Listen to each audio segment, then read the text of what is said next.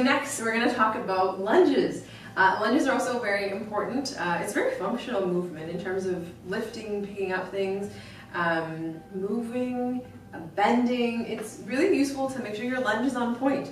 Lots of people do things wrong in a lunge. So as a physiotherapist, there's a number of things that we look for. So the first thing is when you're doing a lunge, forwards, backwards, split, you name it.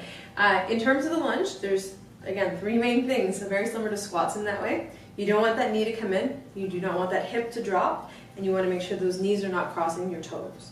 Okay? So in an ideal world, your hips, you're going to put your hands on the top. As you bend down, you're going to have your knees straight, and you're going to come down so that you're at a perpendicular angle to each other, or wide depending on which way you want your back leg, but I'm not crossing my toes, I'm nice and strong. Okay? So, we have a beautiful patient that's doing this today. So, would you like to try and do a lunge for us? Like a reverse lunge? A reverse lunge, sounds great. Okay. There we go. Well done. And try another one there.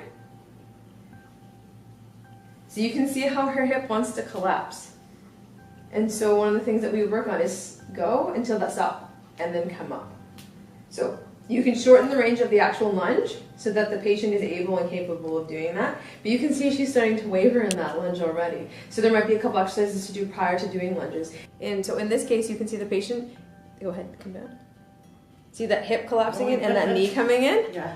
So this side is definitely weaker. And you can see that difference even in side to side, right? See that hip rolls in, and then if she tries to balance the hip, the knee starts to go. Do you want to try the other side for us one more time?